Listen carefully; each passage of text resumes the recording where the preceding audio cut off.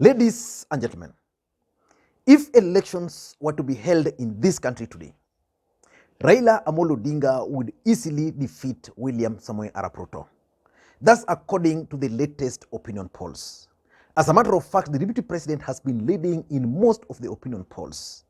But there was this opinion polls by Radio Africa in which Raila Odinga overtook the deputy president.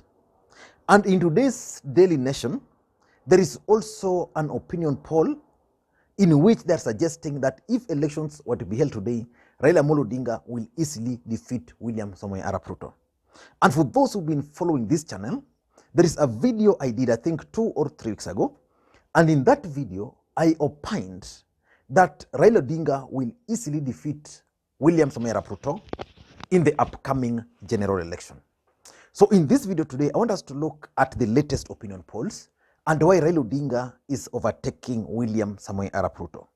Personally, I'm not that believer in the opinion polls, but opinion polls are always used to achieve several political objectives. Let me begin by looking at today's Daily Nation. It says head to head. In that article, if elections were to be held today, Raila Odinga would get 8.4 million votes, while the deputy president will get 8 million votes. And they also have what they call battlegrounds. They have battlegrounds there. And in that battleground, they have listed several of them. There is Tana River, there is Lamu, there is Garissa, there is Wajir, there is Marsabit, there is Turkana, there is West Pokot, there is Samburu, there is Narok, there is Kajiado, there is Kisii, there is Nyamira, and then there is Nairobi. I don't think Nairobi is a battleground. Raila Odinga will easily take Nairobi. I don't think Nyamira is a battleground. Raila Odinga will easily take Nyamira. Kisii is an ODM stronghold. Kajiado, maybe. Narok, maybe. But in the last election, Raila Odinga defeated Uhuru and Ruto in Narok. Samburu, that might go to Ruto. West Pokot might go to Ruto. Turkana will go to ODM. Marsabit, maybe. Garissa, Wajir, I don't know. Tana River went to Raila Odinga last time, I don't know. Lamu. So those are the battlegrounds. So from this analysis alone, it is clear that Raila Odinga can easily defeat the deputy president, Dr. William Samoei Arap Ruto. Then in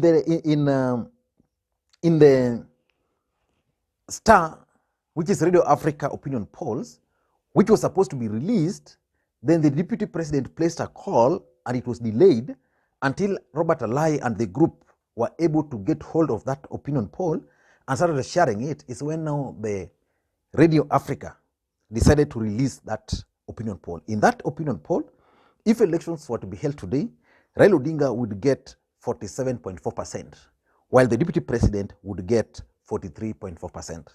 Now, let's compare this to February. In February, William Ruto was at 46.1%, Raila Odinga was at 35%. But if you go further to January, I think Raila Odinga was still at 20-something.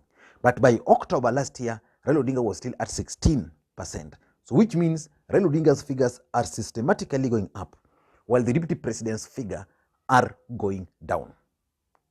I want us to look at why Raila Odinga's figures are going up in these opinion polls.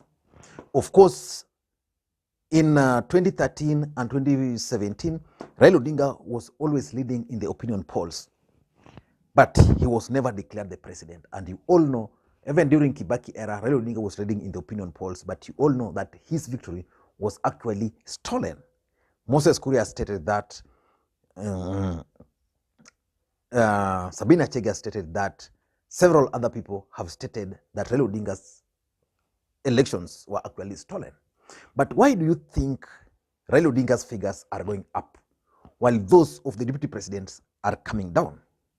Before we get into all those, for those who are watching this channel for the first time, please, I want you to take a second or two click that subscribe button so that next time we produce a video like this, YouTube will automatically notify you. And to the subscribers, I want to continue. Thank you guys for your continued support.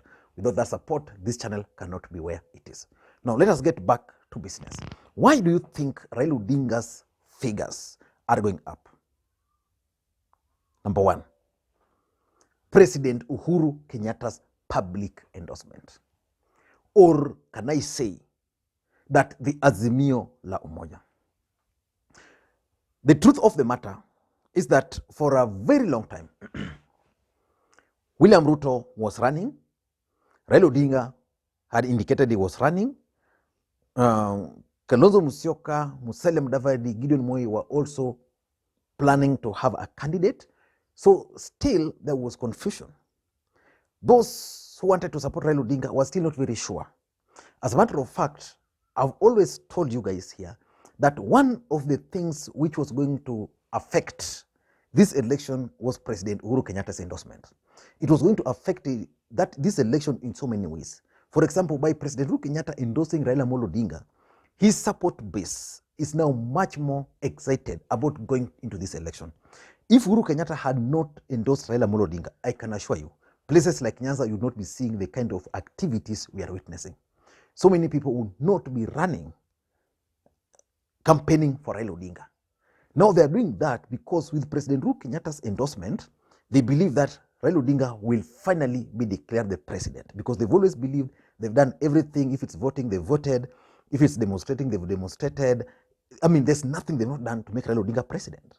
But Raila Odinga has never been declared the president because of lack of deep state. So the support base, Raila Odinga's stronghold, are now much more excited. And that's why you are seeing a surge in the numbers. Number two, how Uhuru Kenyatta's endorsement is affecting Raila is now that those who are still waiting on where to support are now coming out clearly. If you look at the larger Mount Kenya region, with President Uhuru Kenyatta's support, you can now rest assured that if 10 people are asked who they will support for the presidency, you will not fail to get 3 or 4 people supporting Raila Odinga. Previously, that was not possible. There was those who still believed that probably Uhuru just wanted the peace, and therefore Uhuru Kenyatta was just trying to manage Raila Amolo Odinga. And again, now with the President Uhuru Kenyatta's support or endorsement, you can see now other political parties are also now supporting Raila Odinga. And that's to his advantage, because politics is a game of perception. And if you leave that alone, there is also these tycoons who are now supporting Raila Odinga because of President Uhuru Kenyatta's endorsement. Now they believe that the presidency is headed to Raila Odinga's side, so they can easily pump money into Raila Odinga's campaign. So that's why Raila Odinga's campaigns nowadays are well oiled. So President Uhuru Kenyatta's endorsement has actually triggered a surge in Raila Odinga's numbers. That's number one. Number two, why this is happening. You know, I've always maintained that in politics, nothing happens out of mere coincidence. Previously, William Ruto was ahead. And the truth of the matter is that his team were always happy about the opinion polls. I remember just 3 or 4 weeks ago, there's a gentleman I've always mentioned his name here. He's called Mr Sato, who is a blogger for the DP. He's always used those opinion polls to show how Ruto is going to win. And I remember in the last opinion polls, which Ruto was 47%, myself and the hoof hater, Jerome Ogola, were reminding him that he should not be celebrating, because in the next few weeks, those figures are going to change. The truth of the matter is that these opinion polls are normally used to shape the opinions of voters. So if William Ruto and his brigades have always believed these Star newspaper ratings and opinion polls, and now that same Star newspaper is saying that Raila Odinga has overtaken Ruto, can they now deny that the paper is wrong? So basically, these opinion polls will now convince everybody that Raila Odinga is going to win. So if the deep state are planning, say for example, I'm not saying so, IBC should not come for me, but I'm just saying, if for example there are plans to rig in Raila Odinga, then it will easily happen, because opinion polls are already showing that Raila Odinga is winning, and they're using the numbers. And from those numbers, in those battlegrounds, if you look at them clearly, Raila Odinga will definitely defeat Ruto in those battlegrounds. So the truth of the matter is that this opinion poll is designed to shape your opinion as a voter. So that if you are coming from Nyanza and you are coming from Coast, you are coming from Raila Odinga stronghold, then you are now sure that Raila Odinga is going to win this thing. He was down there with the support he's receiving from Uhuru Kenyatta. Raila Odinga is now winning this thing. So what do? You go outside there to ensure that that victory is actually managed. Number 3, I think William Ruto is no longer the sole presidential candidate who is running. He started his campaigns early. And because he started his campaigns early, the deputy president was able to lead because nobody was running by that time. Raila Odinga was not running. Kalonzo Musyoka was not running. Nobody was running. But he was being polled against people who are not running. People who are not declared that they were running. The politics are not taking shape. So because of that early campaigns, the deputy president went and exposed himself. Apart from exposing himself, he managed to go outside there and explain himself. So his message now is stale. Nobody is willing to listen to the message of the deputy president. And because of that, his rating can only stagnate there. And because Raila Odinga is now coming with a new narrative, is now countering whatever the deputy president was saying, Uhuru Kenyatta is now coming and explaining himself. The truth of the matter is that people who are not decided are now making decision that we are going to vote for Raila Odinga.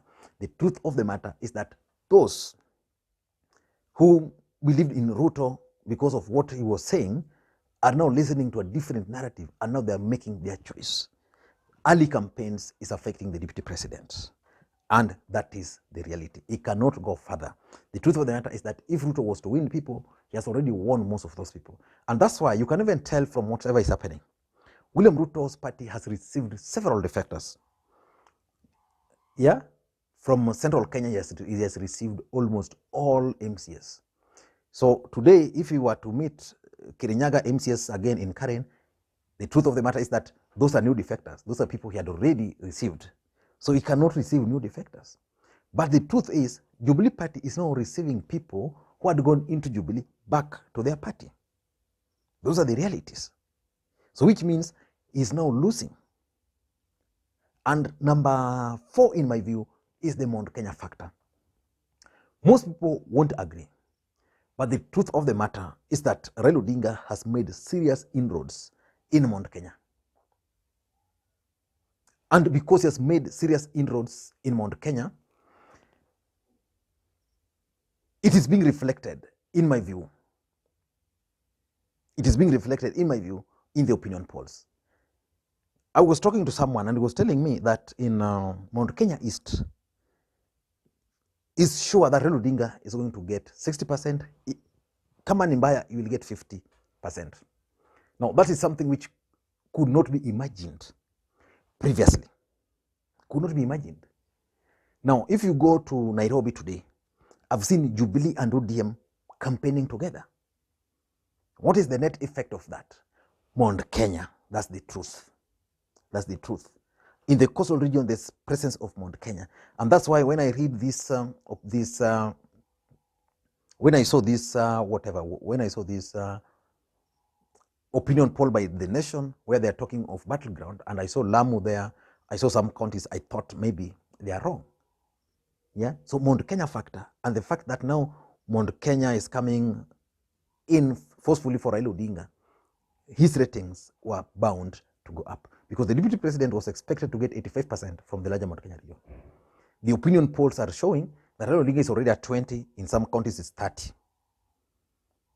What will happen the moment Uhuru Kenyatta will start going there? And lastly, why Raila Odinga is leading in the opinion polls now is direct engagement. You see, when Raila Odinga came up with Azimio la Umoja, by that time his rating had actually started going down. Why? Because of the Building Bridges Initiative process. The truth of the matter is that the BBI affected Raila Odinga's campaign in a very big way. So when BBI collapsed and Raila Odinga came up with the Azimio la Umoja and started going to the people, explaining to the people why he's going to run, blah, blah, a lot of people started listening now to Raila Odinga. In the larger Mount Kenya region, we started seeing young people joining Raila Odinga. We started seeing so many new faces joining Raila Amolo Odinga. So those direct engagements, in my view, is what has really helped Raila Amolo Odinga's rating to go up. I don't know what you think. Do you think the opinion polls are a true reflection of what's happening on the ground?